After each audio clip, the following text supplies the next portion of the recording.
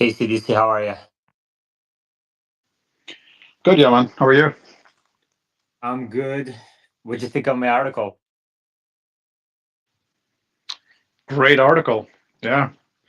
Curious where you got the 375 estimate from. Me? Kelsey? Yeah. On 3rd of January, I think you were debating somebody else. I have that post. Yeah. And I said 375. Yeah. I mean, Kelsey is where you were now. I mean, so today, 376. I mean, a couple of weeks ago, it was even lower. So I guess it depends on Model Y ramp and everything, but I mean, still, I think um, it's way lower, obviously, than where it should be. I mean, 375, like if you just multiply that, I mean, I guess let's say they produce 400K and you multiply it by four, you're looking at 1.6 million vehicles. And, the capacity is 3 million. So they're operating at like 50, 60% capacity right now. And this is not just Tesla, this is the entire industry. So that's going to weigh on their profitability, I think, Q1, 2025, etc. What do you think? I agree. Yes. I think you put all of your thoughts very well into the article. And I'm curious as to what feedback you got from the Seeking Alpha community. By the way, I I was reading Seeking Alpha before you knew what Seeking Alpha was. Really? Yes, in 2004, 2005, it emerged from the carnage of the research analyst industry. Okay, after the dot com, you know, debacle, where all of these star analysts such as Jack Grubman, Henry Blodgett were giving out insane targets with no valuations. And I was part of a big wirehouse at that time. Okay, um, and we were using those. We were literally, buying stock based on those analysts' predictions, and then pounding the table. And I can share some stories. I mean, it is just literally wild. Okay, and finally, when three after 3 years of carnage, after 2002, 2003, that's when Seeking Alpha emerged, and people were really looking for a more independent source, unbiased source, and it really took off. I mean, I had brokers within my office. Literally, like everybody was kind of like reading Seeking Alpha on the side, like nobody wanted to share that, and it was like, how'd you hear about that? How'd you know about that? So that's exactly when it picked up. Yeah, 20 years ago.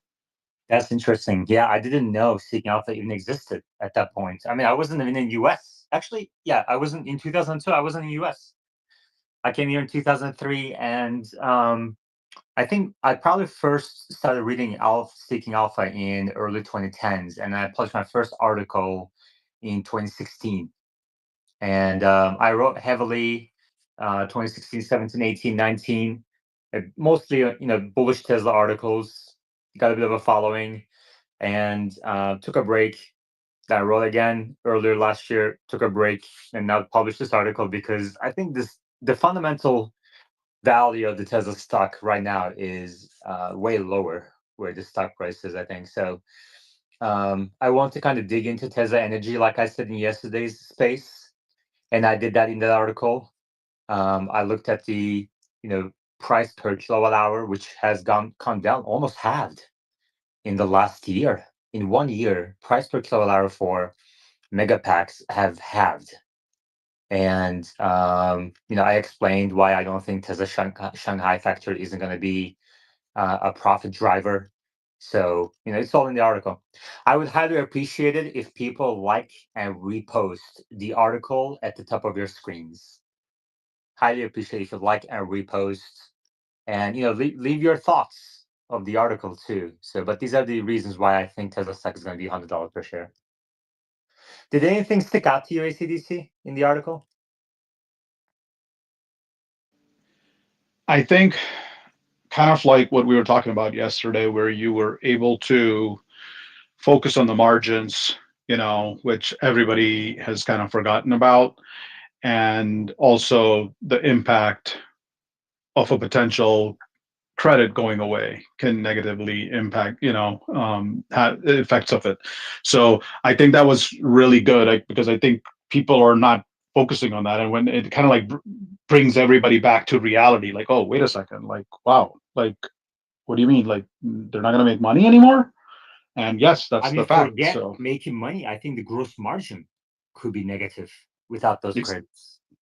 that's crazy. That's crazy. I mean, That is you can crazy. you can go into any space of Tesla, right?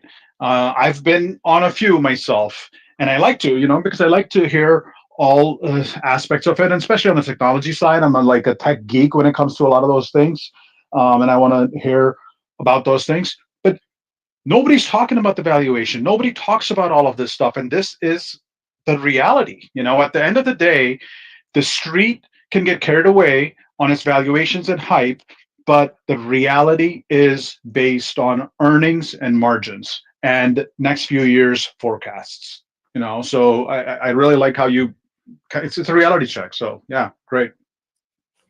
Thank you. Chris, did you get a chance to listen to it? I read the article. Yeah, I read the article. I liked it. It was very concise and clear. I had a couple questions. I liked that you brought up BYD. As you said, I think they overtook Tesla in some markets, like China. And I was wondering, how many markets does that affect? And then the other question I had was around like who are the specific competitors with the Mega Pack? Um, I mean, I think in Australia is probably the best example of it. Australian market is where I kind of look at where how BYD is stacking up against Tesla, because Australia is a bit of a kind of closer to China, but they're more Western than communist, more capitalist than communist. The Tesla brand doesn't really have a particular positive, negative bias. Um, so in markets like so outside of China and US, where either company has a home country advantage, in markets where it's kind of like, let's see what happens. You bring them two together, there's ample supply. So Australia has ample supply. Europe has ample supply. There's a Tesla factory in Europe, and BYD doesn't have a factory yet. In Turkey, my family is telling me BYDs are everywhere in Turkey now. In South America, BYDs are everywhere. So, and I hear this from not just people in the bull community, bear community, etc., but from regular people who live in those countries or who visit those countries. So, and there's good reason for this. BYD is selling cars for lower than $10,000, and now they added their ADAS system that does L2 plus, L3 with one lidar, and supposedly L4 in the future with three lidars, in millions of vehicles for free. So how is Tesla going to charge any money for FSD in these countries? Like people are celebrating today that FSD expanded to Mexico. People aren't buying it in US. You think Mexicans are going to buy it with a fraction of the income that the Americans have? It's never going to happen. You think Mexicans are going to buy it when BYD is included for free on their cars? Never going to happen. So I think this article kind of brings together 3 points why I think Tesla will drop 80%. And I would appreciate it if people like and repost it and let me know your thoughts on the article in a reply below the post or below the article. ACDC? So I had two questions on the energy side.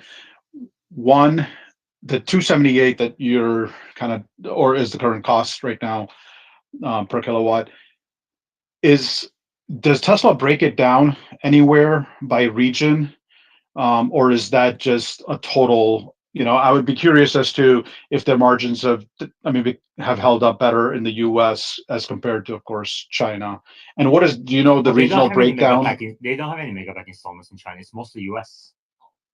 They may have a couple in Europe, but most of the mega pack installations are in the US today. Okay, and then, well, wow, okay, Yeah. and then the second question is, have you taken into account the Corpus Christi lithium refinery that Tesla is just starting out? Because there's now two posts that Elon has I made. mean, I have, but the thing is, like, there is no lithium shortage in the world. There is no battery shortage in the world. Battery factories are producing at 50, 60% capacity. Lithium prices, despite what every skeptic said a couple of years ago, lithium. I mean, I have coffee bets on this. The lithium prices would drop below $100,000 again. I mean, 100,000 yuan again, and it did, and it's far below that now.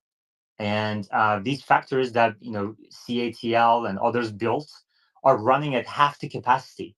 So I don't think Tesla will be able to produce lithium better than lithium producers, or batteries from better than battery producers who are already at massive scale and they have ample capacity.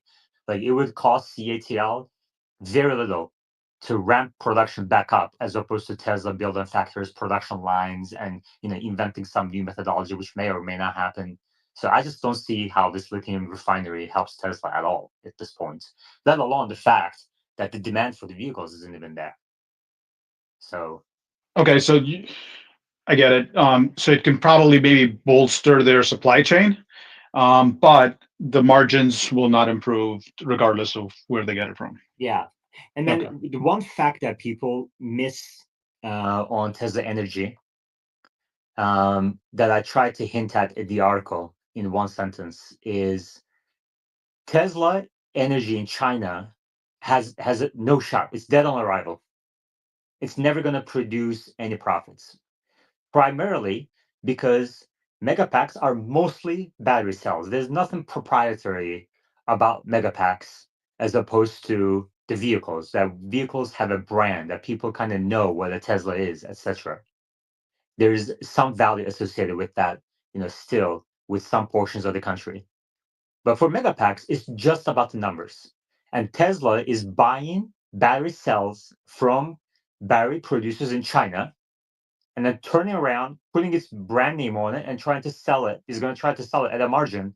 It's never going to happen. CATL has its own stationary storage product. BYD has its own, and many other players in China have their own. So why would somebody buy from Tesla in China when they can buy from their homegrown companies at a lower cost? So whatever, I mean, look at how Tesla vehicles did in China. Zero margin, nothing, no traction. They're losing market share. There's nothing superior about them versus the new BYDs that are coming out, which now also have free ADAS, level 3, level 4 ADAS. So just multiply that by 10 when you're analyzing the competitive landscape in China for stationary storage, because they produce their own. They're vertically, BYD, CATL, they're vertically integrated into battery cell production. They have scale when they buy from suppliers, and Tesla's going to be buying their battery cells from them. So I don't know how that's going to play out, but I just don't see how Tesla Shanghai produces any profit, bottom line profit, contributes at all to Tesla's bottom line profit from the Shanghai Megapack factory. So that's a critical thing that people miss when it comes to Tesla energy analysis, I think.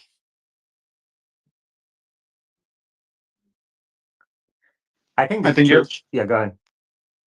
I think you'll also see a material slowdown in the energy business just in the U.S. itself. Like I've said, that the mega packs, the power walls, they're used for grid stabilization. They're used mainly in renewable resources application, solar, wind. These are not constant producing sources, so you need energy storage, and that's where a lot of these were deployed. These also, like power walls get subsidies on them, and they're usually installed with solar. Solar gets huge subsidies. You're talking about a $40,000 solar project that ends up being a $10,000 out of pocket cost to the customer after the subsidies. So I'm sure there's a lot of similar subsidies that go into megapacks installation and everything also. And as more and more of these subsidies are taken away, this is a business that I think will suffer more than even the car business with the $7,500 subsidy if it's gone. Exactly. That's exactly what I'm thinking too. Just competitive analysis, Megapacks are worse positioned than even the Tesla vehicles today, which aren't producing any margin. And then the other thing that people miss, which I kind of added, I mean, the article had to be compact. Like, I was already going over, 1,000 words, and I maybe did like 1/3 of the kind of brainstorming I did in the article. But I tried to pick the top three reasons. So the one sentence I added was the fact that Tesla doesn't pay its CEO billions of dollars or tens of billions of dollars that the CEO requires to focus on the company. So um, if you adjust for that, if you add a reasonable amount of compensation for Elon, just assume the last comp package, which he probably is going to demand next to focus on the company, then Tesla is already at negative operating margin. I mean, if you just take away the EV tax credit, Tesla's a negative operating margin, and on top of that, you still have to consider Elon's comp. So, BYD's financials don't have that problem. Ford, GM, Hyundai, BMW, Mercedes, they don't have that problem. You don't have to make the adjustments for those companies. Supposedly Elon's spending some time, but his time expense is not reflected in the company's financials today. So yeah, I mean, I don't like so you have Tesla Automotive generating negative gross margin without EV tax credits. You have Tesla Energy, that has been producing at full capacity for the last couple of quarters, basically peaked out on economies of scale on that one factory. And the second factory is not going to add anything to the bottom line because of intense competition, like 10 times more than in the vehicles in China. And then FSD is at 97% of trips completed without a critical intervention, which is like orders of magnitude away from being robotaxiable. And then you have Optimus, which doesn't even have pencils down viable product scale. So where is the value in the company? And I mean, I might be generous with my $200 billion market cap target, but I highly recommend reading the article at the top of your screens. And if you could please like and share it with your followers, I would highly appreciate it. Chris? So I think in the article, you said you're not giving any valuation to like Tesla AI, like Optimus. Is that correct? Yeah, I think it's way too early. They have to prove themselves first, and they haven't. And this is objectively true. Like, I'm not making this up. This is not an opinion. They have Tesla AI, FSD, or Optimus has not contributed anything to the bottom line.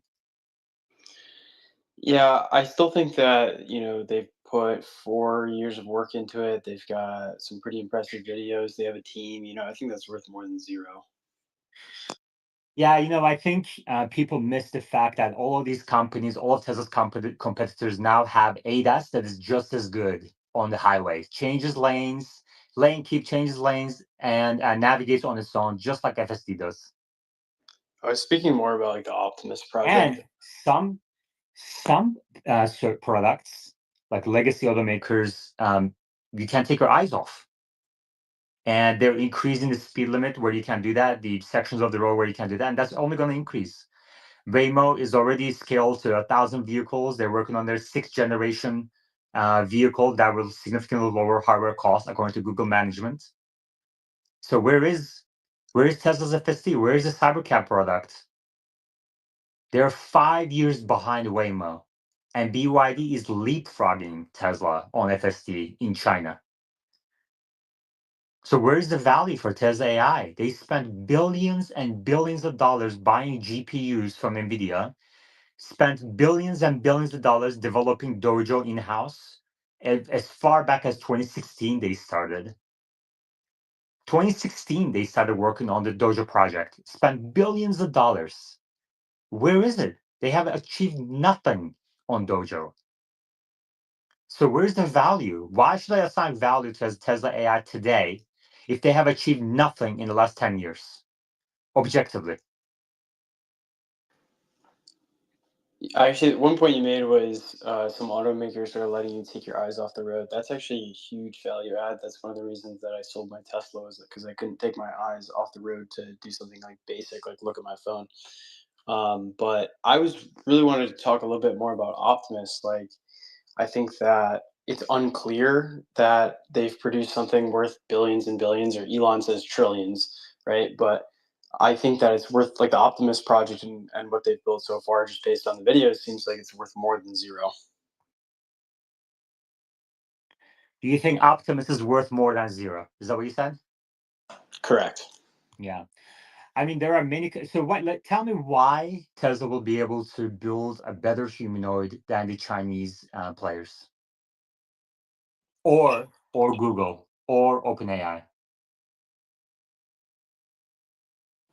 Yeah, well, I think if Elon Musk was 100% focused on it, then How is Elon Musk 100% focused no, on it? if I said He's sleeping if at the White House. I said if he was, if he Yeah, was if 100% focused on Optimus, then he would be able to recruit some of the best engineers, and they'd sleep at the factory and they'd get it done as good as anybody else or better. But that's not the case right now. Um, but yeah, I think there's so many unknown unknowns in the Optimus space. Like I've not been able to get my hands on like a humanoid robot. So I do think though that Tesla pulled off a manufacturing miracle with Model 3. So scaling to hundreds of thousands, millions of units. That's a testament to the strength of the team, but I don't know that that team is even still there. So good questions. yeah. I mean, like, I think people have to remember that the Model 3 was supposed to ramp to 20,000 a month from July 2017 to December 2017, and it didn't, right? It ramped to 5,000 a week at a steady rate, almost 18 months to 2 years later. And it was supposed to happen in 6 months. And Tesla raised money on those predictions. Those statements brought a lot of money into Tesla stock, and Tesla issued equity on those statements. Tesla issued equity on statements that Tesla owners would be able to add their cars to the robotaxi network as soon as 2016, 2017. By the end of 2017, Elon went on TED Talk and said, we're still on track for end of 2017. And Tesla raised money on those statements. And it still hasn't happened 10 years later, almost 10 years later. So I think people should take management statements with a grain of salt. And that's part of the reason why I don't assign any value to the AI, is that primary reason being competition is leapfrogging Tesla on FSD, autonomy, humanoids. And secondary reason is that management has just proven to make many statements that are simply false.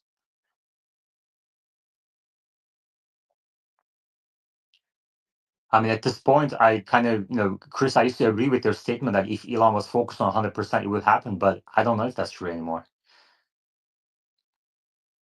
And he's never going to be 100% focused on Tesla again. So,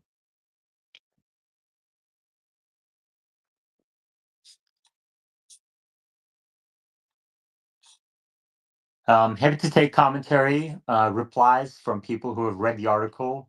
If you read the article and you have thoughts to share, come up to the speaker board and share. Whether it's a bull bear argument, tell me why Tesla Energy is worth anything. Tell me why Tesla Automotive or Tesla AI is worth anything.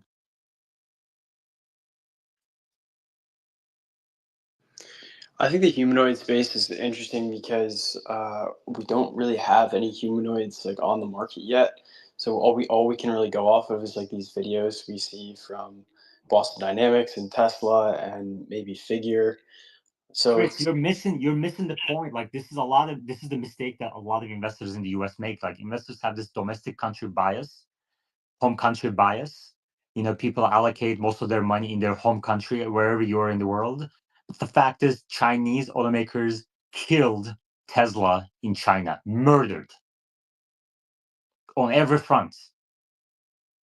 And that's even though they waited they gave Tesla a decade lead, and they still murdered Tesla.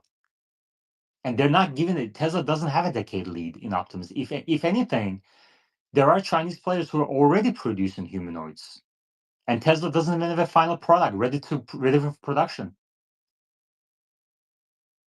So they're vertically integrated. A lot of times people kind of underestimate China in terms of kind of AI research, right? But look at DeepSeek, what they were able to do. Look at how fast Dozens of Chinese companies were able to implement DeepSeek as a chatbot in their cars. Tesla has been talking about Grok on the cars for years, and it still hasn't happened, and it's not going to happen this year.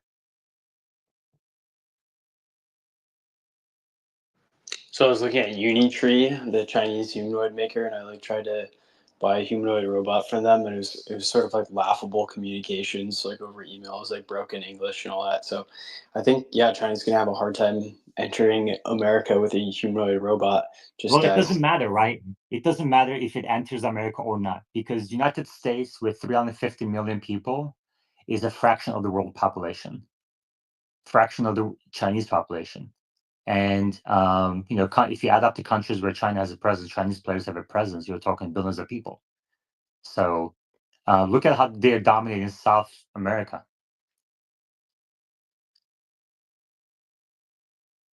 I mean, I was listening to one of my macroeconomic podcasts that I listen to on a weekly basis, and this guy travels to Mexico, and he's talking about how many BYDs he's seen, and not many Teslas. Tesla was supposed to have a gig in Mexico, remember? What happened to it? Nothing. There's a lot of promises, and like I think people should really note that Tesla had a decade lead in producing EVs because nobody thought it was possible to do so. But now they're not taking the same. They're not giving Tesla the same lead with humanoids or stationary storage, and that's why you're seeing stationary storage price per kilowatt hour halve in the last 4 quarters, and that's only going to decline faster because Tesla buys it sells from others. Like even with that, price per kilowatt hour decline, Tesla doesn't have any sort of material. The growth of Tesla Energy has slowed down, even though the factory has been producing at full capacity now for the last 2 quarters. yeah. When I was in Costa Rica like 2 months ago, it was like all Chinese electric cars and billboards and dealerships. And have you compared BYD's vehicles with Tesla's corresponding vehicles? They're half the price. BYD's ASP is half of Tesla's ASP. BYD is producing more net income than Tesla, growing faster, ramping production twice, 3 times as faster. So Yeah, where is the manufacturing expertise that Tesla will talk about? I think they have no idea. Like, I don't think anybody, like, in the Tesla community, I think the vast majority of Tesla investors haven't tested a BYD vehicle. They've never been to the BYD website. They've never been to China or South America. So, yeah, I think there's a huge information gap here. And so I appreciate that you're filling it. Yeah. It sounds like Um, across the board, like the thesis is all these things are becoming commoditized. The chatbots are commoditized. Batteries are commoditized. Um, so yeah, I don't actually know what Tesla's like main advantage is right now.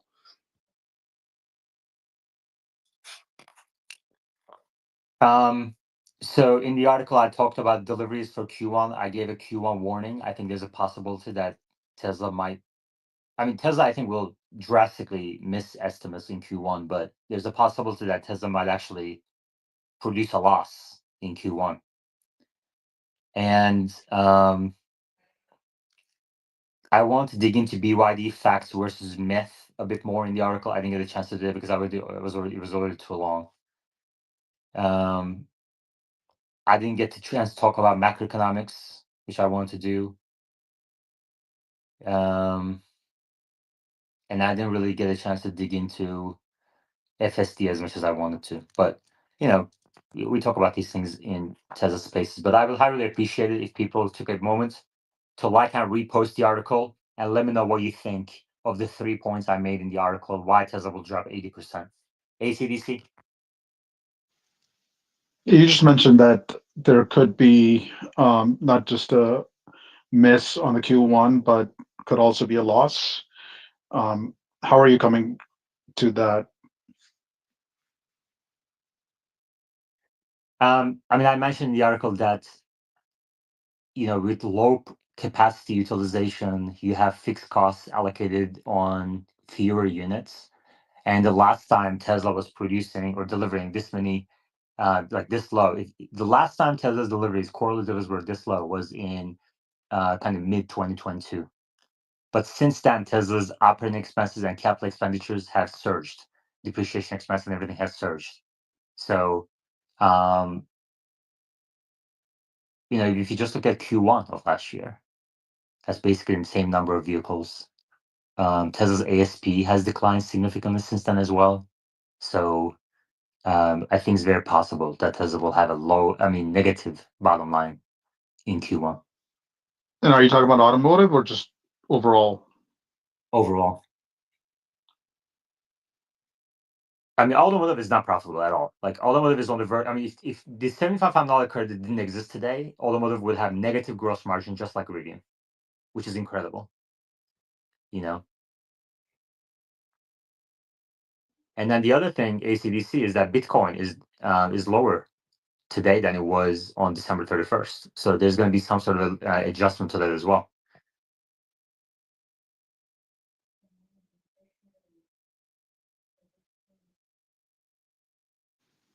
Well, we still have 2 months to go, so it could be downwards or upwards.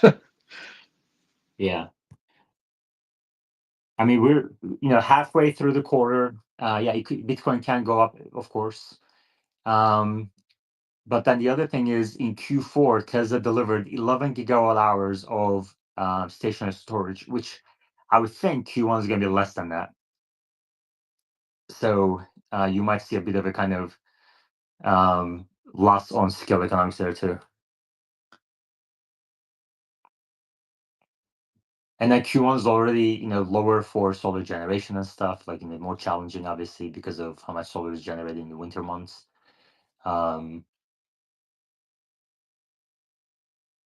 So we'll see.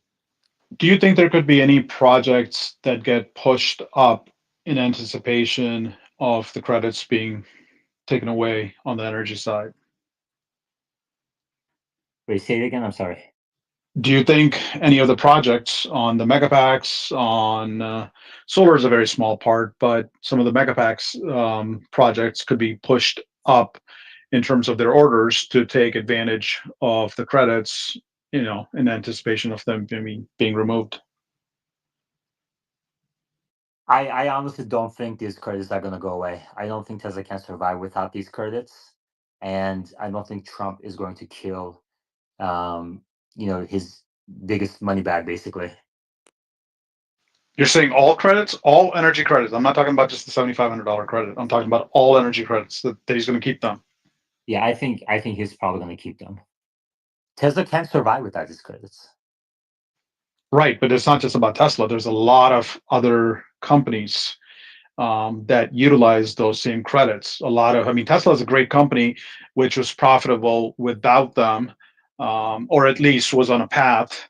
Um, Many of these companies have Which companies are literally you gone by talking the about? Are you wayside. talking about Rivian? No, no, I'm not talking about automotive company. I'm talking about a lot of general companies that rely on energy credits. Look at the whole solar industry. The solar companies have been decimated, and this is during the cycle when they were getting the max credits and had the max demand because of that. Yeah. Yeah, I mean Tesla is the primary beneficiary of these credits. I mean, it's like Biden just handed Elon.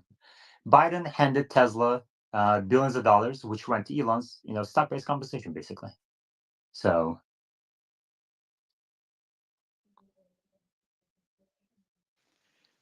Right, and I'll just argue to that fact that I honestly think that the credits will be taken away. That there's no way that he can keep the credits alive just for Tesla and not for everybody else. And there's no way that it's a clear statement that he's made. It's a statement that Elon has agreed to himself. So I'm still going to stand by the fact that what I believe in and is that these credits will be gone. yeah, I mean, I'm happy to make you a coffee bet on this. I think this $7,500 credit stays, and simply because, just very simple, without it, Tesla wouldn't survive, and I mean, Tesla would be losing. I mean, just think about it. In U.S. They deliver about 40% of vehicles in the US. So say like, 800,000 vehicles deliveries in the US. And let's say majority of people apply, majority of delivers qualify for this. So 500,000 times 7,500. You're looking at billions and billions of dollars of pure profit for Tesla. That's without the ZEV credits and manufacturing credits, also another $1 billion on top of it. Tesla made $5 billion in 2024 for these US credits, EV credits. And on top of that, you have the used Tesla credit, $4,000. And if that didn't exist, used Tesla prices would be lower, which would grab share away from new Teslas. So Tesla wouldn't be able to sell as many. They would have to lower prices even further to move metal. So we're looking at least $5 billion profit benefit to Tesla in 2024 from these credits. And that's just in US. Other countries have the same credits, similar credits. So I'll take that coffee bet. It would be the first statement that Trump backs up on, or backs out of, and I don't think it's going to happen. So let's go 2026. I'll take 2026. okay, so you believe it's going to happen in 2026, so they're going to exist in 2025. Correct. Okay. Okay, I'll type that up. Any other questions, comments on the article at the top of your screens? I would highly appreciate it if you take a moment to retweet the article at the top of your screens. Hey, ACDC, what do you think of Elon's? Any other comments on the article, ACDC? No, great. Once again, great article. Were you one of the first to, or one of the few, if not the only one, with a sell call on Tesla on SA? Yeah, let me check on that actually. I'm curious because most of the comments and the replies have been bullish so far. There's a couple dozen, there's about 4 dozen comments on it. And obviously the replies on X have been also like that too. But let me see what the analyst ratings are like on Tesla right now. No, the average is hold for Seeking Alpha analysts, 2.6 out of 5. Wall Street has a hold on the stock, 3.2 rating out of 5. And Seeking Alpha's quant model also has a hold, 3.4. The valuation is rated F, growth is rated C+, profitability A+, momentum A. I mean, obviously, it's like it's mostly momentum play. Revisions C-. And let me see. There's another sell article from yesterday and the day before. So it's a mix. It's a buys and sells. As always, it's a hotly debated stock. But this is my first sell rating article. And my previous article on Tesla, on Seeking Alpha, was published about 10 months ago. I had a hold rating. I published 2 articles on Tesla in April 2024 with a hold rating. And since then, the stock doubled, obviously. And then before that, I published on March 2024 with another hold rating and stock doubled after that. So this is my first sell article. I've been writing on Tesla for 10 years on Seeking Alpha. So, yeah.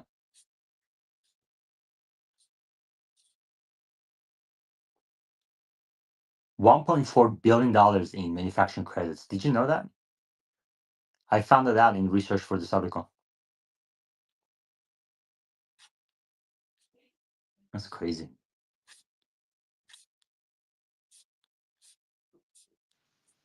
So I was actually surprised by the Wall Street hold, but as I pull it up, yeah, there's about 19 opinions that are at a buy or a buy hold, and 27 that are at a hold, wholesale, or sell. So yeah, that sounds about right. It should actually be lower. Mm-hmm. But yet on X, all you hear is about the big $500, $600 price target. and only those analysts, even though some of those analysts were questioned before when their price targets were off, but now those analysts are heroes now, of course. Yeah. What do you make of Elon's acquisition attempt, hostile takeover attempt for OpenAI?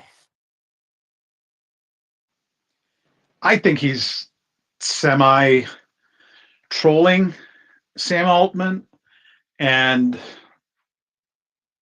otherwise basically trying to take it away from him, something that doesn't really belong to Sam Altman to begin with. I think he's always expressed that Sam Altman is not the right person. Um, he's got ulterior motives and is dissatisfied that something that he himself started is in the hands of him. And I think this investor group is basically led to kind of take it away. And I don't know. I mean, I think they have a possibility, right? I mean, Sam Altman doesn't have the end say in this. There's big groups within there who have investments into OpenAI, including Microsoft. And if you see this realignment of tech to Trump, to along with Elon, this is a real possibility. I don't think it's because XAI is suffering to the point that it has no merit. I just think that he thinks it's in the wrong hands. I mean, can he buy the company for that much money even? Like, does he have the money to do that? Would he have to sell a lot of Tesla stock? Well, it's backed up. I think there's like a 7 or 8 that were listed that I read, investment groups that are backed up into it. But of course, it depends on which way he wants to go with it. I mean, considering he already has XAI, I don't think he would be a big investor or would want the majority into it as long as there's a credible group that is going in together. So I don't think it's because that he would have to sell a lot of stock to invest in it. And that's why I don't think that's the main reason. I mean, if that was the case, the stock would have sold off like $40, $50. Right. Steven and then Chris. Hey man, I'm gonna have to disagree with ACTC. I think him offering $90 billion for OpenAI is him showing his cards and saying, "I don't have anything, guys, and we need some help." I mean, it's $90 billion. It's almost $1 trillion. It would have almost been $1 trillion company overnight. But the way that he responded by saying no, and not only no, but I'll give you $9 billion of the $44 billion you paid for Twitter. I think I don't see it like that. I see it as, he needs help Yeah. and he's willing to pay whatever. Yeah, I don't know what this says about Grok 3. I mean, why would you want to pay almost $100 billion for a company that you're supposedly trying to beat to the ground? I mean, this is, I think, trying to eliminate competition with acquisition. If he can pull it off, I don't even know if he can pull off that big of an acquisition, honestly. Chris, what do you think? Yeah, I'm confused by it because, like we were just talking about, chatbots are becoming commoditized. You have the DeepSeek thing, then you have Lay Chat from Mistral AI out of France. There's so many good chatbots now. I don't understand why you'd pay $100 billion for a chatbot. Yeah, I mean, I think he probably knows that's not going to happen. And this is, by the way, just an indication of interest. There's nothing binding about this offer, so he can pull out anytime he wants. So, like, it means nothing. We used to, like, when I was an investment banker, we used to get over 100 indication of interest for a client, and then you kind of start going through the process. There's like dozens of steps until you kind of close the deal, and at each step somebody would drop off. So at the end of the day, you only have like a couple of potential buyers making serious offers, as opposed to like 100 plus. And I've done many of those cold calls, calling financial partners, private equity firms, etc., trying to get them interested in, in a transaction. And of course, they'll say yes. They'll get information. They get this they get added to some sort of a data room. They get all the information about the company, and then they can pull out anytime they want. So, in my mind, it means nothing. Maybe I'm missing something, but when I saw the headline, I was like, oh my god. Steven, did you read the article? I did not yet. I'm going to, but no, I've been kind of busy. But 80% is big. I mean, that's a big number, sir. Do you have a short position on the stock? What's your price target? No, I gave up for now. Okay. I got tired of losing money, but if I could, I would. Yeah, but I mean, no, I don't. What about yours? So yours, did you double down? What do you do? Have you done anything different with your shorts for Tesla? No, no, I still have my position. It's a good day. I Then. was gonna I was thinking on increasing it if he kind of went back up to all-time highs or whatever, but I didn't. It didn't, so I didn't. I have to stick to my methodology. ACDC. So, oh crap. Yeah, Steven, go So, ahead. hey, just on days like today, do you trim it all? Like when you have the stock go down 5%, like from an investing standpoint, like do you trim it all, or do you roll with it, or? I mean, I think the stock is worth $100, so I don't really see why. ACDC. Yeah, I mean, I just want to give you kudos on that, on your position too. I think I don't know the exact timing of it, and I don't like to ask specific details either. But I think you're in the black on your short position, and if I'm right, I think Luce, who's not in the space today, but he actually sold. He didn't short, but he sold all of his Tesla somewhere around 350 or something. And recently, of course, he's been touting Intel everywhere, and he said he's all in on it, Intel. So he's technically up 10% now on his net position. Yes, So exactly. kudos to him. Exactly.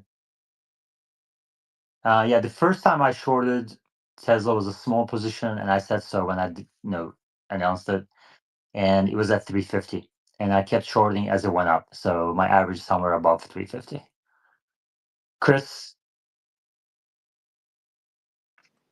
Yeah, I sold my Tesla shares at 420.69, and then I sold again at 43210. And I have a little bit left. But one thing you said that caught my ear was you said I have to stick to my methodology. I'm wondering if you could speak to that methodology a little bit more. No. I mean, that's obviously. I mean, that's but I'm fundamental analyst, so I try to short companies that are trading above their intrinsic value and buy ones that are trading below their intrinsic value. So that's the kind of gist of it. But yeah. All right. Any other questions, comments? ACDC, what'd you think of BYD's announcement that they're adding LiDAR to almost all of their vehicles, and they're going to start offering L2 plus, kind of like FSD, for even their $9,800 vehicle, and for free? What'd you make of the announcement? That's unbelievable that they can package it at that cost and deliver it. Um, I mean, why would anybody in any other country where they have that car available even kind of look at a Tesla? I mean, it's the whole technology argument has kind of crumbled in those markets, at least, and it's incredible that they're able to deliver it. And then their premium package, which right, I think it was the premium package in which they're incorporating the lidar. They may be able to put up a case for better safety because of that, and that will be a further headwind for Tesla's vision only. So yeah, it's a serious statement by them. Chris, any thoughts? I mean, it sounds like you're still bullish on Tesla. You're holding some shares, and you believe Tesla will prevail on Optimus. But when I look at what BYD is able to do against FSD in such a short period, I mean, just 2 years ago, BYD CEO said they weren't working on it, and all of a sudden they turn around and they start adding it for free on all of their vehicles, and that's obviously going to take share away from Tesla just on that basis. So, what do you think about BYD's announcement? Yeah, it's funny. I was just looking at my brokerage account and doing some calculations regarding taxes. But yeah, I've sold 90% of my Tesla shares over the past 2 years. Um, like I told you yesterday, in the subscribers only space, I'm a little bit bummed out because I've been rooting for this company for a decade now. I worked for the company. Um, so I don't want to see China overtake America across all these different domains. So not happy about it, to be honest. Um, Not feeling bullish on Tesla right now. Okay. Let's see.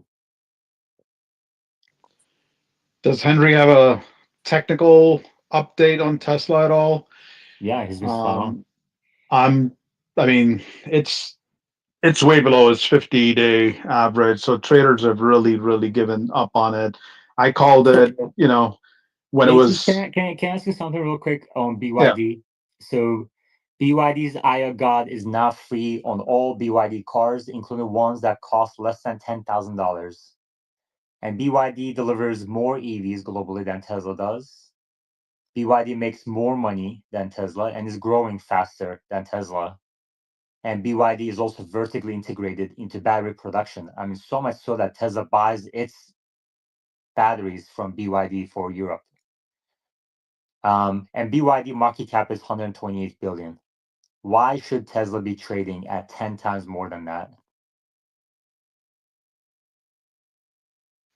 You're asking the wrong person. I don't think it should, but Tesla is what this tells me is that the Tesla is what everybody wants it to be, a U.S. company, and that's where the prospects lay. And given the sales in the U.S. itself, and I see no reason why it should trade at that. And I know Chris was kind of pushing back on the optimists and everything, but what I wanted to mention was that BYD produces its own chips in house now. They're also working on a humanoid as well. right, right, and the hypes can go on forever, but at the end of the day, that's perception value, and it's really what the street value is, what moves the stock, and I think that's where we're kind of moving back towards after all the hype. Wall Street Journal says BYD, Chinese biggest automaker, is widening its lead over Tesla in AI-powered driving technology for Chinese car buyers with the introduction Monday of a new system for low-priced mass-market vehicles. Henry, I would love any Tesla bull to answer that question. BYD is a better manufacturer than Tesla. BYD now includes ADAS, that's better than FSD, which FSD is not even in China, in all of its vehicles for free. BYD produces its own batteries and its own chips. Tesla buys batteries from BYD. Tesla buys chips from NVIDIA. So why should Tesla be trading 10 times more value, 1.2 trillion, as opposed to BYD's 120 billion? I would love a Tesla bull to answer that question. Yeah, can we get some of these Tesla Uber bulls in here, like the whole Mars catalog guy? And They're not coming. They're not here. They're not coming. I don't know what to tell you. can we invite them? They can't answer these questions. I don't block anybody. Anybody's welcome. They'd rather speak in their own spaces where they're not challenged with these facts. Similar to ACDC, I like to join some of these other spaces, and I've just been so unimpressed. They're talking about like their favorite color of Tesla and things like this. Henry, what's the technical analysis on Tesla? Hey everyone. It's going down. It's, the yeah, I don't have much to add besides the obvious. Like days like today are kind of obvious to pretty much anyone. But I've been on other spaces. Forgot the name of the spaces, but the people that you were just talking about, they're all on there. Um, Yeah, man, I like to hear both side of the story. I'm a long-term investor, so I have vested interest in Tesla doing well. But at the same time, 100 plus swing moves is kind of like harvesting at a farm and putting it to waste if you're not going to do anything. And that was the mantra that people were kind of talking about in other spaces, meaning, okay, you just buy it, close your eyes, and wake up in a year or two. Um, yeah, that might work for some people, but I don't think for people who have influence on X or any other social media platform. Um, and this is my opinion. Should express their views in that way. There was one individual that says, you got to take care of your family, do what you need to do. But other than that, it was basically, okay, buy it. Everything's going to go up eventually. Well, in the meantime, uh, there was like 150 swing move down from the recent highs, basically. And again, this is not retail traders bringing it down. That's, I think, a really key point from a technical perspective. Think about it. Like you or me or anyone on this space does not have enough buying power to move it $10, let alone a dollar. Um, and who's bringing it down? We don't know the objective of those people. They have inventory of millions and millions of shares. They have their objectives. Obviously, it's like days like today is to, skim off the top from their inventory. Um, and you could see it from a liquidity flow. 30,000, 50,000. Days like today, I seen over 200,000 shares get swiped out, just like in a second, basically. And that's not retail. But if you hear other spaces, they don't express that. They make it sound like if Elon does everything right, every day is not gonna matter. But it does for those people who are misappropriating their time frame, meaning they think they're swing traders, but they dabble in day trading. And if they dabble in day trading and they miss these points, they get hyped up in those spaces, and they go from investing or swing trading to day trading, and they buy into days like yesterday, maybe even today, who knows, and then they lose money. Well, that's not helping anyone, especially those folks. So, all I'd like to say is, to close it out, is to be careful. But if you know your time frame and you know enough about the fundamentals, and better yet, if you know about the financials, like you, Yaman, you can make an educated approach to whatever your strategy is on long or short side. Personally, I'm selling puts right now. I see the flow. It's more of bigger institutions liquidating to a degree. When I say liquidating, I don't mean like they're throwing in the towel. They're doing their business. They have their goals. They have whatever their objective is. They're executing it in ever since this downturn. They can't just do it in one day, so they're probably if I can imagine, they're piecemealing every day, every other day. Are they done? It doesn't look like it from a flow perspective. Could we bounce to 350? Hell yeah. But is that the end? No, maybe they need to back off the gas pedal a little bit and wait for things to stabilize and then do that controlled selling again. Um, but by no means is this a buy and everything's going to be hunky dory, or sell and everything's going to be hunky dory. If you can, if you know that the swings are going to be 30, 40, $50 per week, then you're okay. But if you really can't hold it, you're hearing it, but you're not understanding it, and you don't know how to control your P&L if you're a day trader, it could be hurtful. Thanks. Thank you, Henry. ACDC? Yeah, so I'd like to add to that what Henry just said. The most absurd thing that I've ever heard is it's just a stock that you buy and you just hold and you forget about it. And it is so absurd because if you're going to buy and hold a stock and not do a periodic evaluation on the merits of why you bought that stock, then I mean, it's like burying your head in the sand and hoping when I take it out, everything will be okay. So I would encourage everybody, you can have a long term objective, but you have to do a periodic evaluation and see if that thesis is still intact. And you have to be prudent and you have to be unbiased to yourself every time you ask yourself that question.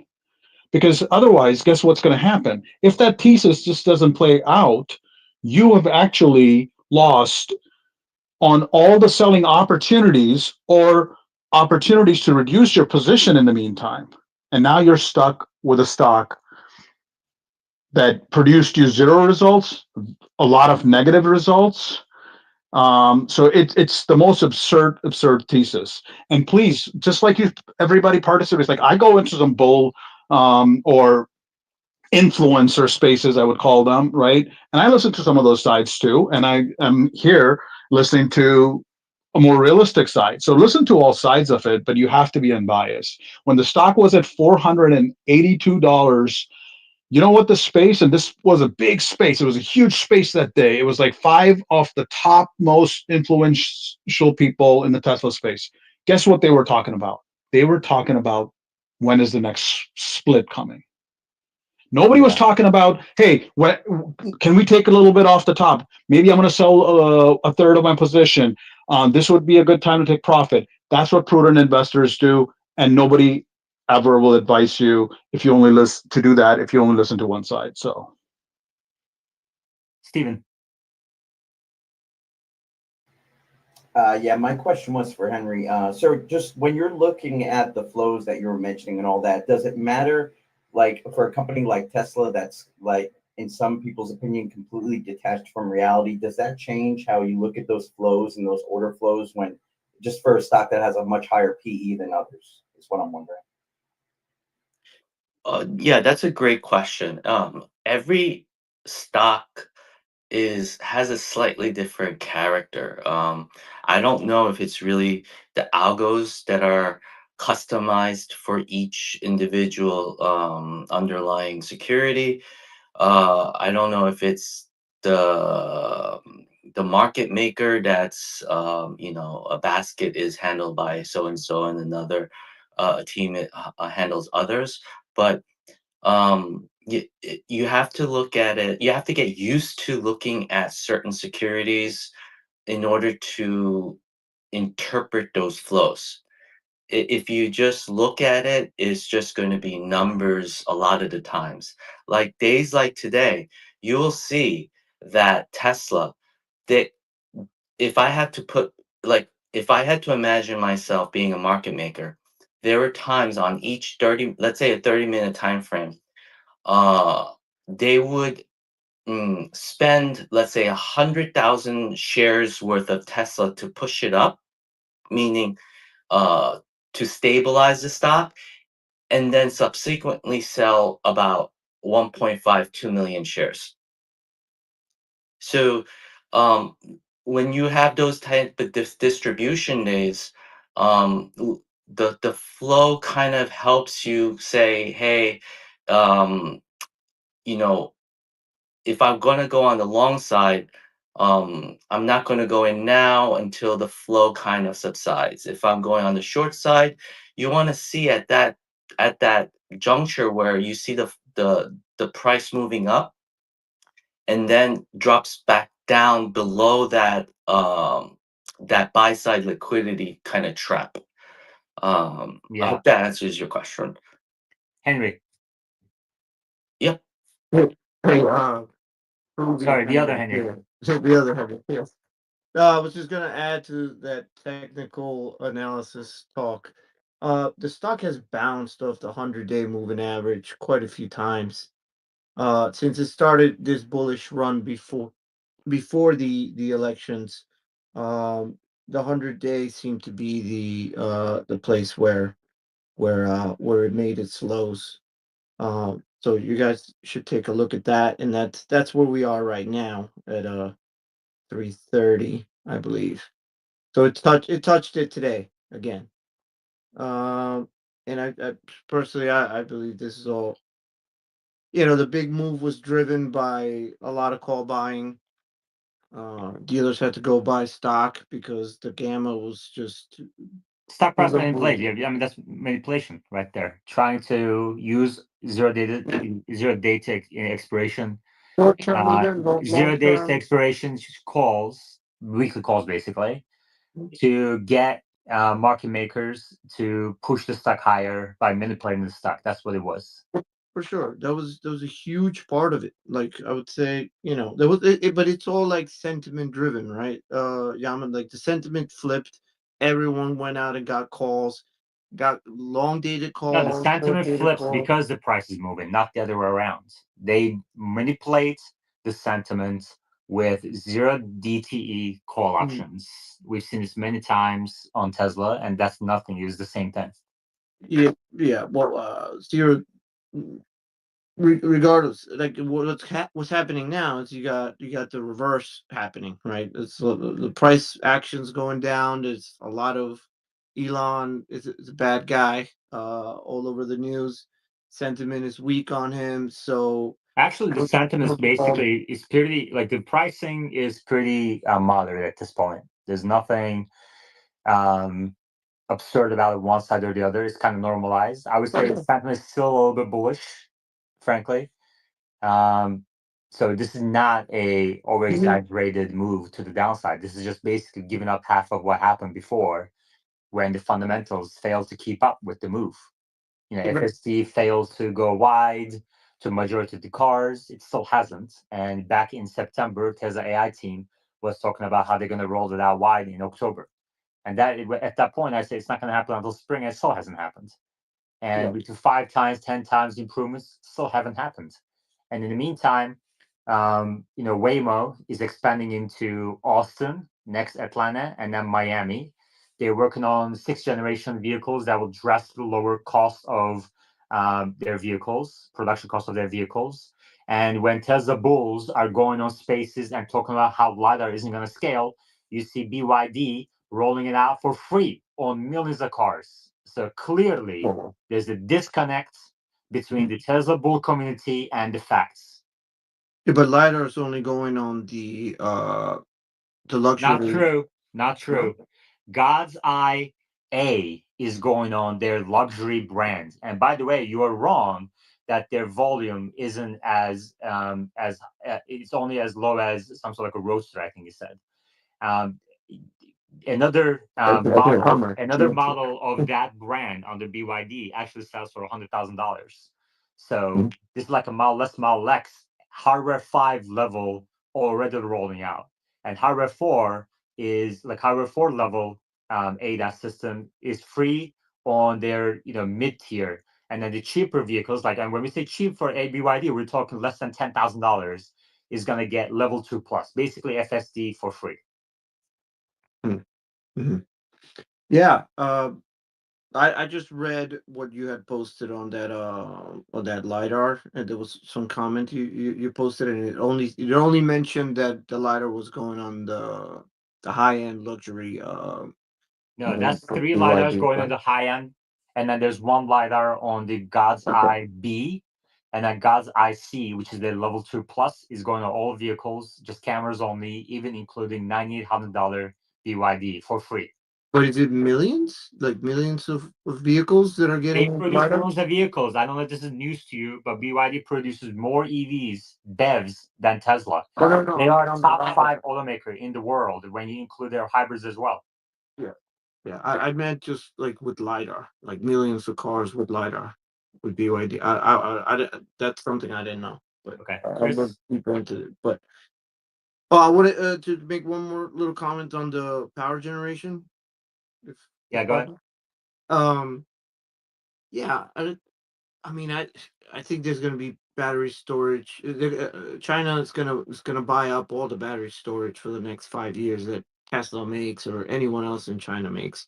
There's so much coal production right now that they want to replace. Anyway, Tesla buys its battery cells from Chinese battery makers. They're gonna put them in a pack, call it mega pack, and try to sell it. Yeah. They literally depend on battery supply from Chinese battery production, which they have their own stationary storage. So whatever the competitive landscape is in Tesla vehicles in China, Tesla vehicles got demolished in China. Tesla produces no profits in China on vehicles. The competition will be 10 times worse for Megapack stationary storage because they literally depend 100% for the battery supply, and battery supply is like 80% of the value for Megapacks, as opposed to in vehicles, battery supply is like 20% of the value. So for Yeah, 80% of the value proposition of Megapacks, you depend on your competitors. Yeah, but I understand that, but I guess the way that I read your article, that part of it was like that they weren't gonna sell.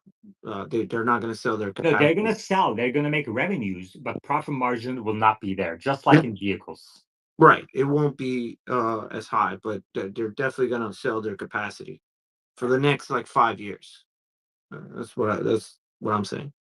Well, we live in a world in 2025 where profits matter, not revenue. Good. So Tesla Energy is now at full capacity. It's been at full capacity for 3 quarters in the US of Lathrop. They delivered 11 gigawatt hours of stationary storage in Q4, and Lathrop factory is designed for 40. So they produce a few more gigawatt hours at the Nevada facility. So Lathrop, we've seen the economies of scale from Lathrop. And ASP for Lathrop production has come down, like halved in the last 4 quarters. And Tesla Shanghai is trying to do megapacks there too, and their profit margins will be zero on megapacks, guarantee it. Even if you assume they sell their production, it won't matter.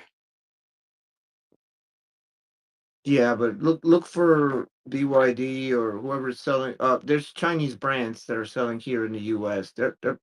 I mean, I would assume that Trump's going to tariff them and make Doesn't their a matter. lot more Tesla expensive. cannot be worth $1.2 trillion on domestic sales alone. The only reason, by the way, why BYD hasn't eaten into Tesla shares is because BYD is not allowed to compete in the US. Biden protected Elon. That's the only reason Tesla has any semblance of profits in automotive in the US.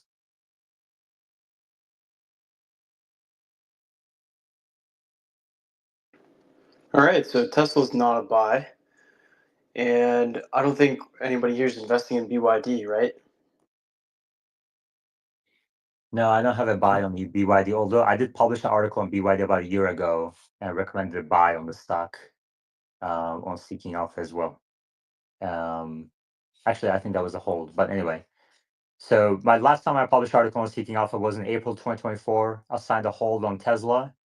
The stock price doubled since then, and now I downgraded my rating to sell. The article's at the top of your screens. You can read the 3 reasons.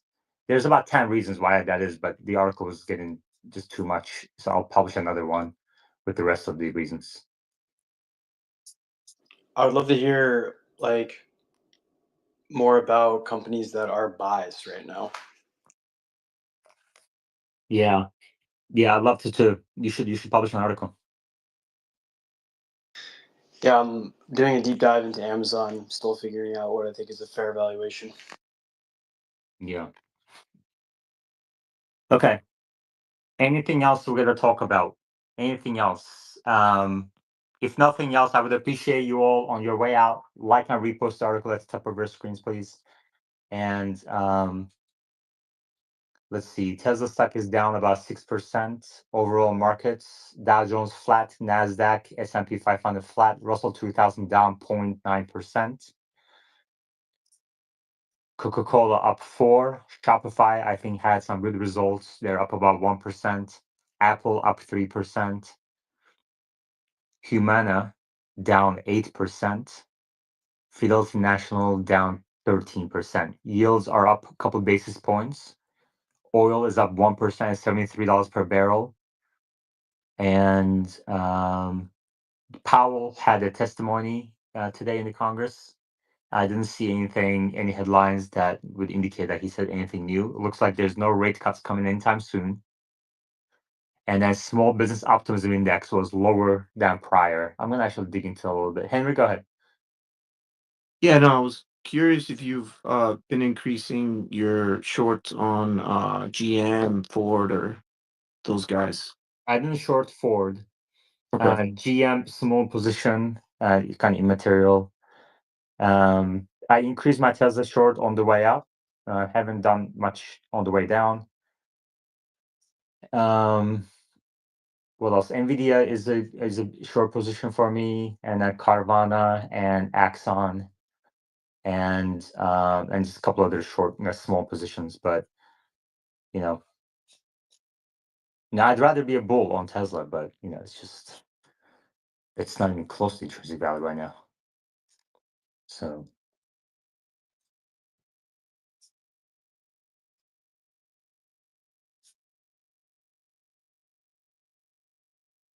let's see, small business. Actually, let's read Powell first.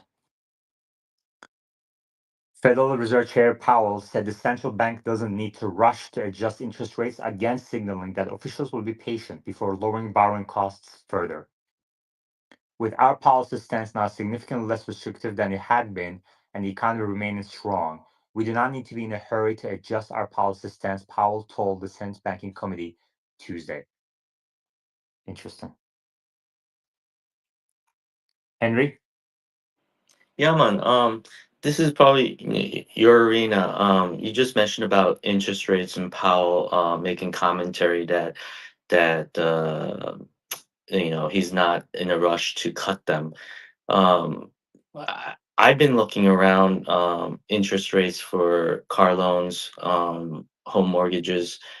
They're s- they're really high. And do you think that that's still going to be a headwind in the intermediary term for like Tesla? Yeah, of course. I mean, cars and houses are the two sectors that are most affected by interest rates most immediately. And interest rates staying high is one of the reasons why I think Tesla stock will drop 80%. I mean, that's not even including the article above because that didn't make it to my top three. I want to focus on more microeconomics. But Mm, yeah, interest rates staying high is bad for all automakers and home builders. mm, good. Okay, thanks. Mr. J? Hey guys, I just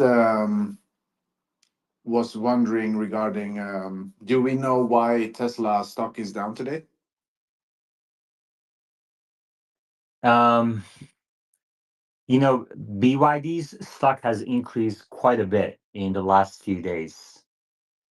And in anticipation of their presentation, um, in the last 5 days, BYD's stock went up about 20%. And that's how much the Tesla stock came down. So there might be some sort of inverse relationship there. I think it is material from a news perspective, from a fundamental perspective, that BYD is including its ADAS on all vehicles, including the one that's near $9,800 for free. I think that kind of cuts any sort of profit potential from FSD in China, in my opinion. And Tesla's gonna have to do the same thing, and I think Tesla's gonna have to do the same thing in the US too. So, so if anybody who had any models around FSD driving profitability in future years, I think that should kind of be revisited, and maybe that's what the market is doing for Tesla. I don't know, but this is also a bit of a reversal of the kind of unjustified surge in the stock price in November and December, and we're seeing the reversal of that. Look, the fact is Tesla's gross profit margin has declined from 30% to 13%, and without the benefit of $7,500 new EV tax credit, $4,000 used EV tax credit, and $1 billion plus manufacturing credits, those gross profit margins would have been negative. Okay. And if there's no other company with negative gross margins and more than $10 billion or $20 billion of market cap today. And Tesla's trading at more than $1 trillion market cap. And I don't see these fundamentals changing because the rates are staying high. Troy says Cybertruck has negative margin, so you can't like negative gross margin, so you can't scale that either. And like I said, I don't think Tesla is going to be able to generate any sort of profits from its energy division in China for the reasons we discussed and explained in the article. So where's the value? People talk about FSD, but BYD just commoditized that in China, and they're going to do the same, in international markets. And I bet you it's going to happen in the US at some point too. Optimus, there are Chinese players already producing humanoids. There are some significant players in the US as well. And Tesla doesn't even have a product that's pencils down ready for production. So why should I assign any value to it? It makes no sense. So the stock has more room to fall, and I think it's going to fall at least 80% until Elon kind of starts taking it seriously, which there's no evidence of that anytime soon.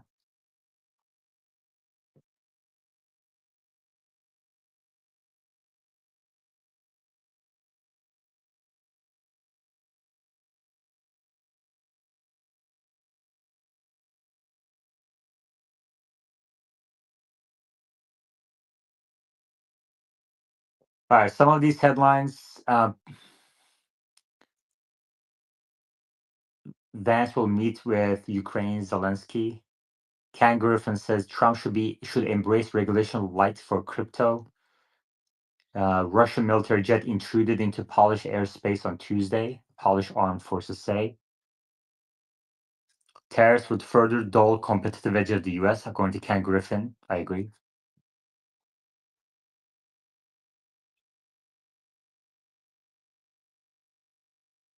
Trump says he does not think Hamas will make the Saturday deadline for hostage release. So there's some potential for geopolitical risk in this weekend.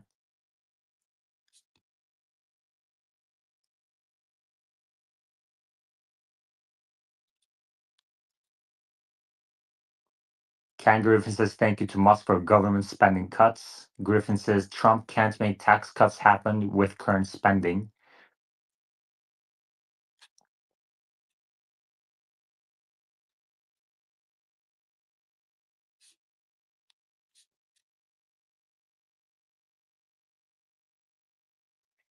Stittel's Griffin says the bombastic tariff rhetoric is a huge mistake. I agree.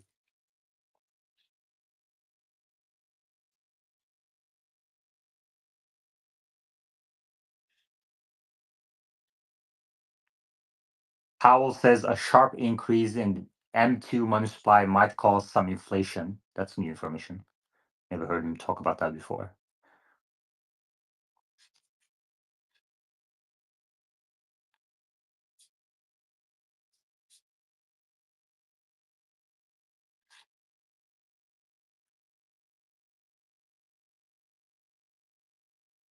Sam Altman says OpenAI is not for sale.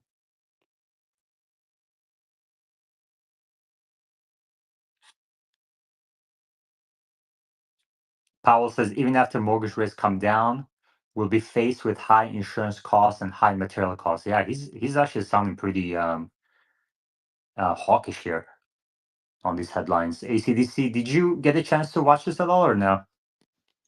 I did not. I actually had a meeting this morning, and right before jumping on the spaces, I think when he was still speaking on it, so I did not hear anything. But I don't think anything really substantial. It came out. I think it was just more of a reaffirmation of what he has been saying. Well, some of these comments around AIM-2 money supply and insurance costs and material costs are new. I haven't heard him talk about that before. Stephen? Hey, man, in your article, you referenced that they're forecasting 377,000 for deliveries for Q1. Where are you getting the number from? I'm just wondering. I didn't see you reference. Kalshi I'm sorry? betting site. Kalshi's betting site. Gotcha. Thank you. Yeah. I mean, it's been pretty accurate. Troy has kind of similar take on it too. Troy thinks it's going to be less than 420,000 this quarter. I think it's going to be less than 400,000. And I think the Model Y ramp will take longer than people think, or what the management said. Does Kalshi give you a breadth on all these bets and everything? I mean, they're spot on so many things, and it seems like you can literally bet on anything on there. Yeah. So what's the question? The first part I couldn't hear. Does it give you a breadth like on like how many people have placed the bet? Like Yeah, what? the total amount of money placed. Right. Let's see. Yeah. I mean, it's not very liquid. Like especially these Tesla bets, you can't really make like you can't really bet millions of dollars on it. But um, especially towards the end, they're pretty accurate. The estimates have been pretty accurate. But a lot of it is Troy's estimates. Troy has been very accurate. So people like every time Troy publishes an article, the bet moves, kind of thing. But I mean, there's no doubt it's going to be very low. Like Q1 deliveries are going to be low.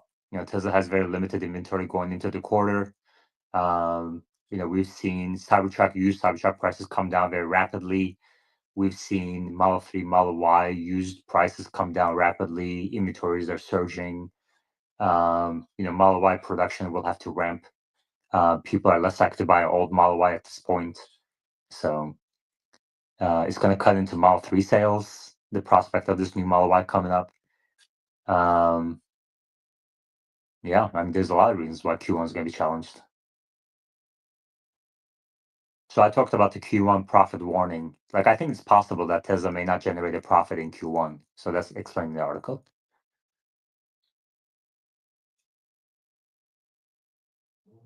Powell says we would use quantitative easing only when the rates are at zero. That's interesting.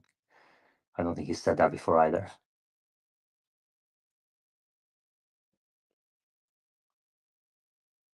Clearly not allowed under the law for a president to remove a Fed board member. Interesting.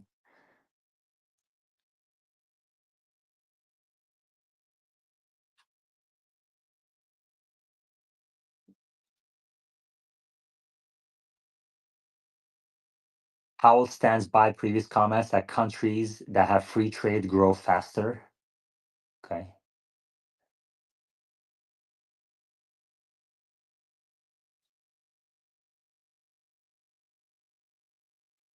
Henry?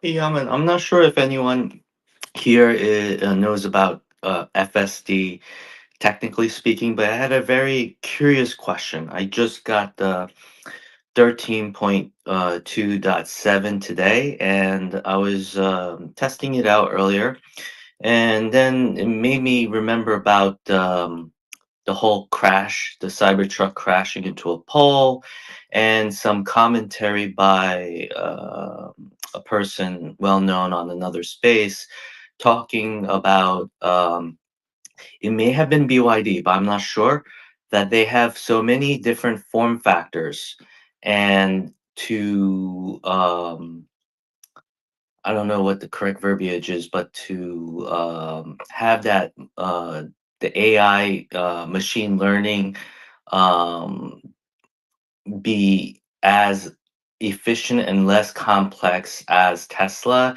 is to their disadvantage. The reason why I present the question this way is that um, is does anyone know that if the form factor for the Cybertruck is inhibiting it to be as effective in terms of FSD compared to the other models? My understanding is that the primary reason why Cybertruck took so long to get FSD is not because of the size of the vehicle, but it's because of the steer-by-wire being different than other models. Oh, okay. So the controls are a little different. I think it does require some further training to adapt it to different vehicles, but not as much. Not as like it's not a prohibitive thing. If prioritized, it would happen within a few months. So that's not a big deal, I don't think. Cool. Yeah. Thanks, Yama. Yeah.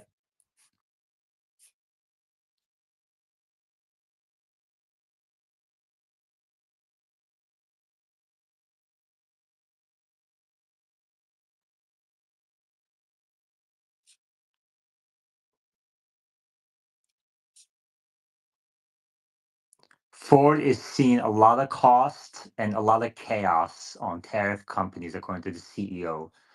Ford CEO says 25% Mexico and Canada tariffs would be devastating.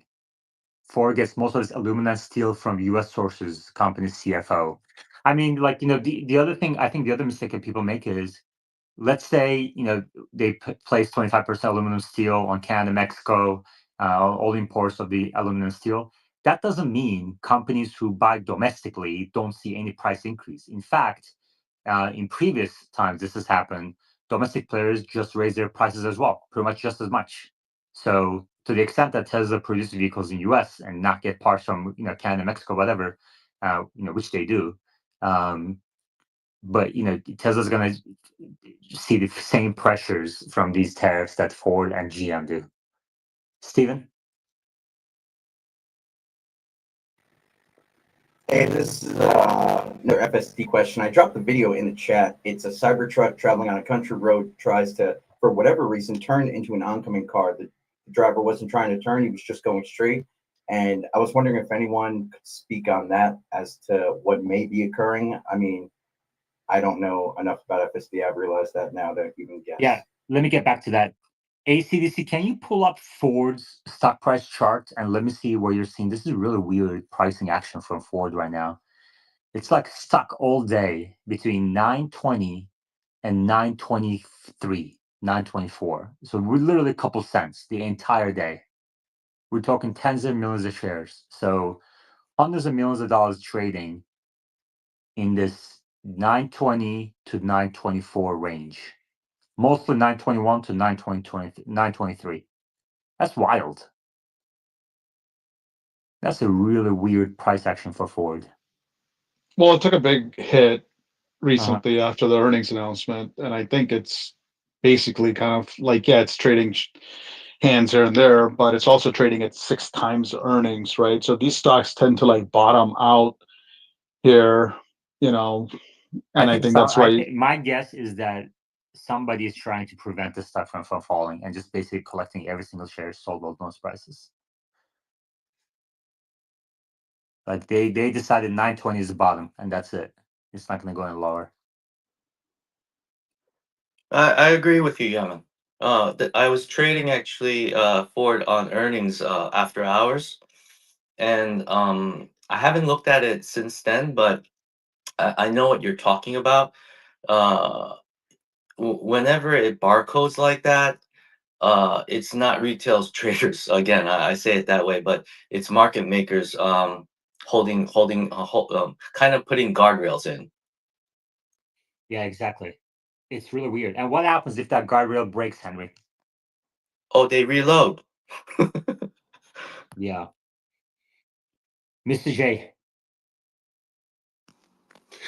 Yeah, so during the Tesla Q4 earnings call, Elon Musk mentioned that Tesla faces challenges with FSD in China, as they're not allowed to collect data in China and send it to the US for training, while the US government also restricts training in China. Do we know if Chinese car brands face similar like regulatory restrictions when operating in Europe and the US regarding data collection and AI training? I don't know. But I think the overarching point that Tesla investors should note here is that tariff wars, any sort of geopolitical risk increase, kind of like becoming more closed market in your home country, is not good for companies that are worth $1 trillion plus, because the US market alone can't support that valuation. I mean, majority of S&P 500 sales are to international markets. So US will be one of the biggest losers of reverse globalization, basically, deglobalization.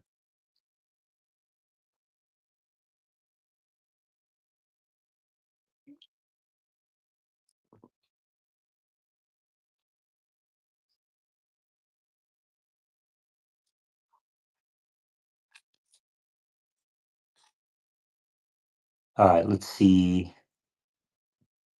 what else here. Yeah, and I'm Palantir is gonna going to do I'm some gonna interesting. post the open interest for Ford. If you're interested, you can maybe see it later. Yeah, Yeah, post in a reply. Yep. Thank you.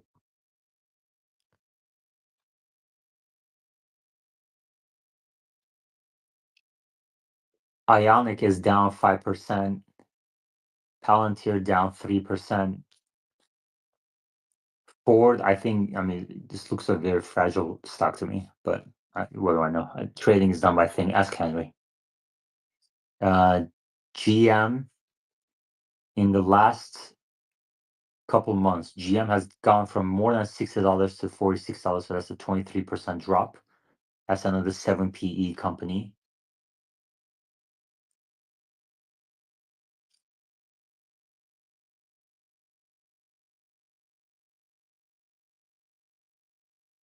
You know, ACDC, one of the things I heard today was in one of the interviews I watched. I watch a lot of interviews in the mornings, and the person was talking about how the M&A, the flurry of M&A activity that people were predicting after Trump's election just didn't happen, never happened. And that's exactly what we said. It wasn't going to happen. You know, M&A activity depends on leverage. How are you going to get on historical high interest rates? How are you going to get the leverage that supports the flurry of M&A activity or IPO activity that people are talking about? It's just not going to happen. So, Well, and the correction in the valuations also, which is still happening. I think this is just the beginning. Okay, so when I'm looking at my screen right now, I actually have more green on the screen than red, but most of the people are just over concentrated into the red, and that's what they all see. But there's a big rotation going on away from big tech, away from the previous winners, into actual serious players, good valuations, good companies. So it's going to continue to happen. And yes, you're right. M&A and IPOs. This is not when they go into the cycle. In fact, most of them will probably, maybe you'll see some last minute people try to get a rush in there, try to get it in, but you'll probably see a significant pullback on deals. yeah.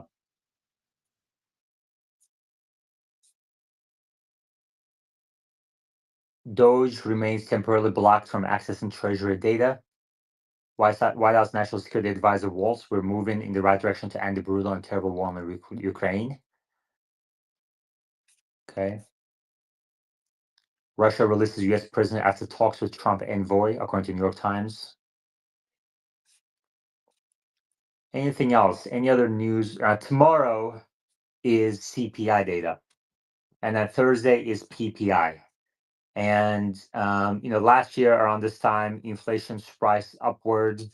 So year-over-year numbers are likely to drop for the next couple of months. CPI has been stuck around 3%. Year-over-year PCE had been stuck around 2.5%. So that may normalize a little bit more. And the stocks may actually react positively to that if inflation tomorrow comes in lower than expected. But Powell in today's testimony is talking about a sharp increase in M2 might cause some inflation. He talks about how insurance costs will continue to cause some inflation even if home prices turn downward. So he sounds a little bit more hawkish than usual. But if he's talking again tomorrow and the CPI numbers come in favorable, maybe he'll change his tune a little bit. Who knows? Powell says Fed doesn't need to rush on the rate cuts. So no rate cut in March, sounds like. And if What's your yeah, go ahead, AC. sorry, just what's your prediction? Do you think the CPI could back off after the last few months of upticks? No, last couple of months have been kind of favorable, right? Data has been favorable the last couple of months. So I think that probably will continue. I think shelter inflation is coming down. And the forecast is for 0.2 to 0.3. And for CPI, PCE, core, headline, it's all about the same, like kind of 0.25 range. And for PCE, 0.2. I mean, so I don't think there's an inflation problem anymore. I think inflation problem is gone.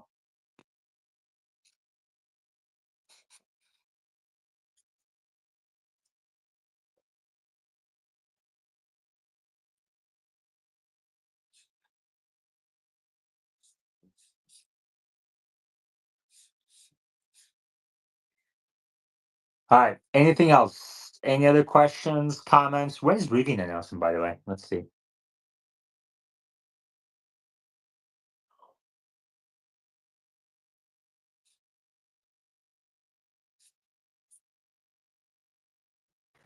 I got one last thing in mind. If you got a second, I posted another screenshot in your chat. It's just a screenshot of the other video showing the two-lane road where the Cybertruck Hey, goes Steven, by. your sound quality is really bad. You're coming in really robotic. Sometimes that's because your phone or laptop may be overheating. So make sure your laptop is cooled down so that we can hear you, or you can reply, and then I'll see your question that way. So Steven posted a post from Tesla Motors Club. It says, "Yep, it visualized the other vehicle and plotted a path right into it. I hope you reported that because damn, kudos to you for actively participating in driving. I've noticed that sometimes the path plan does not follow the nav route exactly, particularly near destinations. You might have been confused about where to go and whether, yeah, it looks like it's kind of driving into another vehicle from the picture. But if somebody wants to look at that picture, that's in the replies to the space."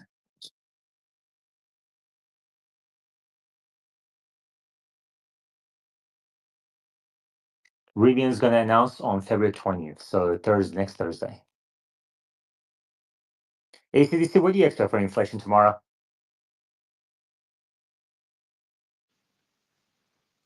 I expect it could. I mean, it's going to be hovering somewhere around the same. I mean, I don't know why you said that the inflation has kind of been coming down. I mean, we've seen CPI trend straight upwards since September, so I'm actually expecting it to either be around 2.9 or maybe even creep up to 3. I don't see much of a market effect just because this is not the time where the Fed is already, the Fed has already taken kind of like a back seat here on a hold approach. So that this is, unless it's a number that significantly changes, it's not going to make any difference, and that's why I don't Yeah. expect much of a market move. Well, I mean, the headline CPI has been creeping up since September, October, November, December. So September was 2.4 year over year. October was 2.6. November was 2.7. December was 2.9. But the core has been pretty stable. 3.2, 3.3, 3.3, 3.3, 3.2. And I think the core one is the one that really matters. Like headline is more because of energy prices went up in the last couple of months, but they've come back down. So there's going to be the headline, we'll kind of get that benefit from oil prices coming down, although some food items have been increasing. But really, the Fed cares more about the core inflation, I think. And shelter has been coming down. Like the housing sector has been weakening quite a bit in the last few months. Right, but also the PCE, which is a pretty solid indicator that the Fed kind of focuses on, that had crept up from 0.1 to 0.3 in December. So Yeah. Yeah. All right. Well, let's see tomorrow. We can dig into CPI a bit more tomorrow. Actually, I want to look at this small business index, small business optimism index. We kind of pulled back a little bit. Small business uncertainty index rose 14 points in January, largest increase in the history of the index. And this is obviously because of this tweet by policy by tweet that we're back to now with the Trump administration. You just never know what's going to happen on the weekend. And of course, the uncertainty has increased, and companies are less likely to make investments when there's extreme uncertainty, whether it's tariffs or etc. Let's see if there's anything else. Share of small businesses saying taxes are their single most important problem has been on the rise. Called out in the red period during the Tax Cuts and Jobs Act was passed and enacted. Okay. OpenAI. So this is important for NVIDIA. I have a short post for NVIDIA as well. OpenAI says it plans to reduce reliance on NVIDIA by developing its first in-house AI chip with design finalization in the next few months. Chips will be manufactured by Taiwan Semiconductor per Bloomberg. Yeah. I mean, if somebody's looking for a pair trade, just buy TSM and sell NVIDIA.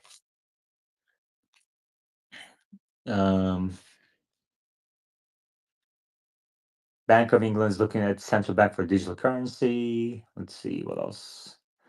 Pullback in January in small business expectations for credit conditions.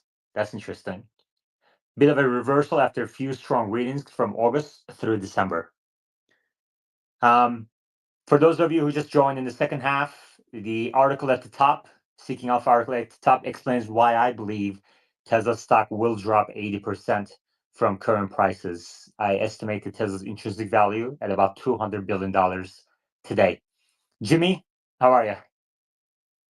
I'm doing well, sir. How are you? I'm good. What do you think about Tesla's intrinsic value at $200 billion? I think you're right. Every Tesla model that I've seen, especially even the recent ones, predicted increasing car sales. And if it's not increasing, then the question is how will you even get the data for FSD? It's all part of the same ecosystem, right? You need to increase car sales to get the training data, to increase FSD availability, and so on and so forth. And if they can't even do their long-term objective, I just don't see what the value of this will be. Jimmy, what do you think about BYD's announcement that is including its ADAS for free on all vehicles now? God's Eye A, B, C. That I looked up some of the specifications of that hardware, and it's I going to believe it's correlate with only hardware rolling 3, out 4, in 5. certain. Yeah, I remember the announcement in Chinese on Red Note. I believe it's only rolling out for certain first-tier cities.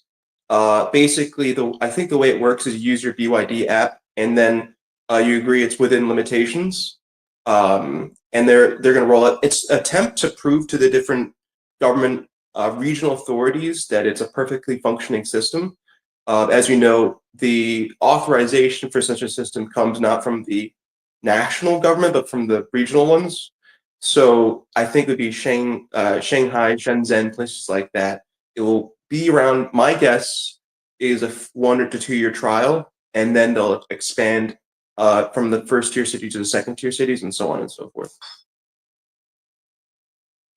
Okay. All right. Would you like to talk about anything else, about tariffs, about geopolitics, anything on your mind? Sure.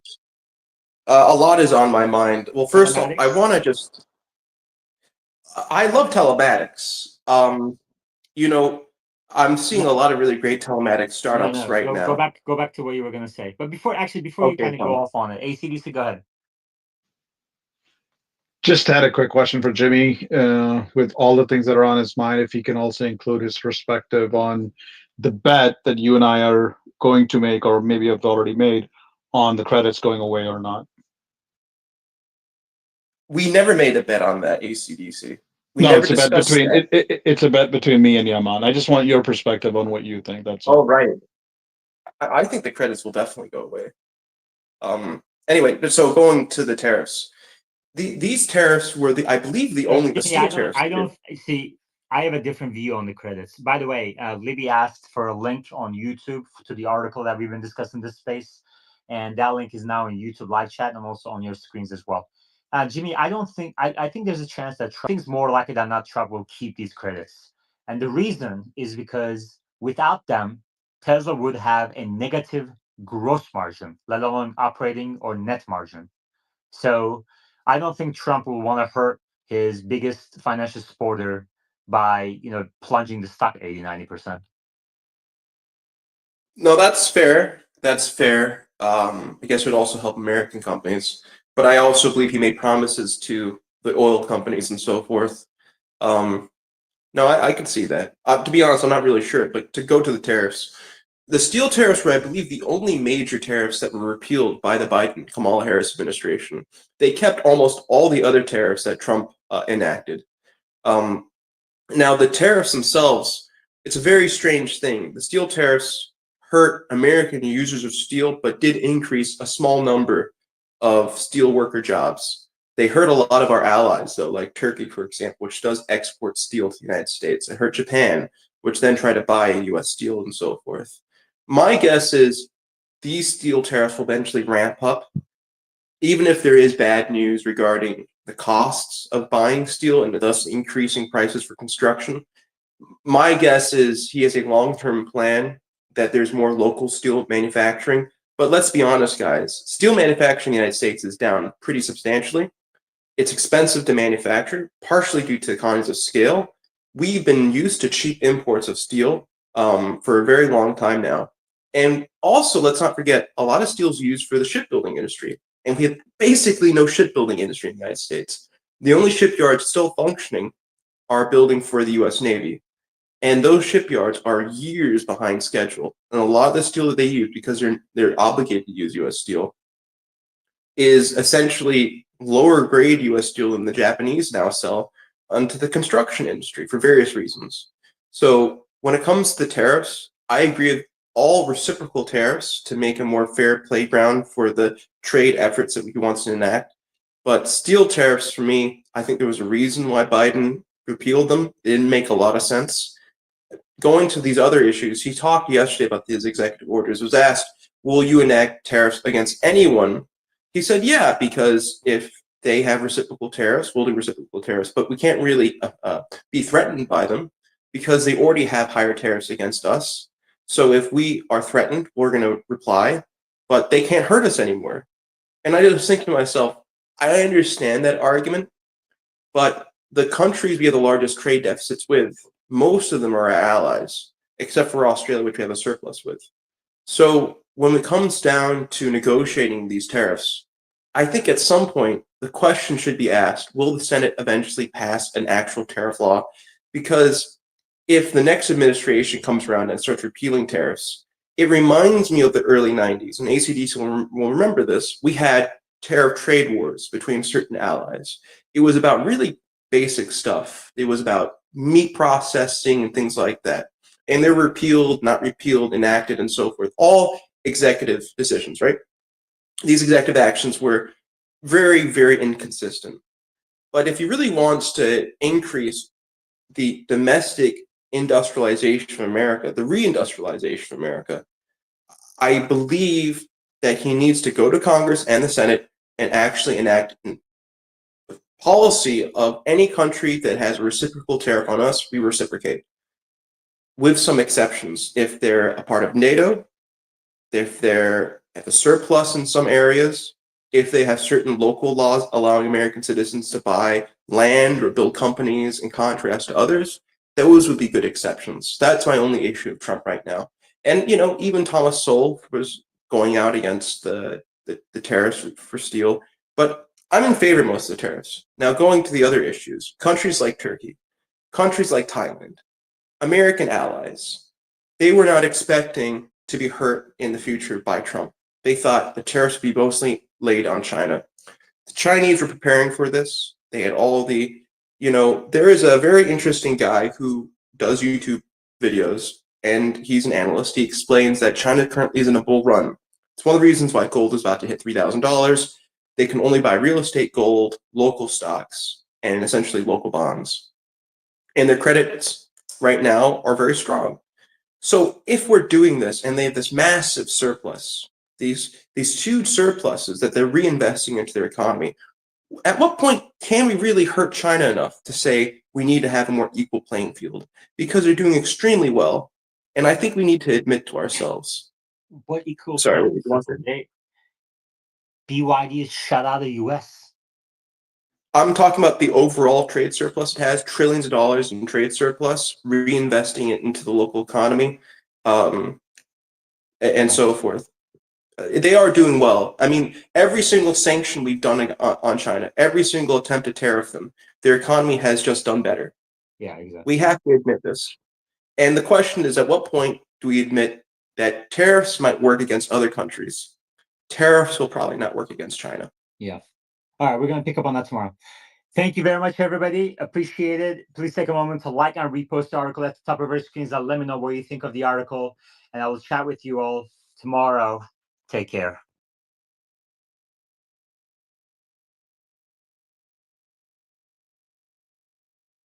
To like and repost the article at the top of our screens and let me know what you think of the article. And I will chat with you all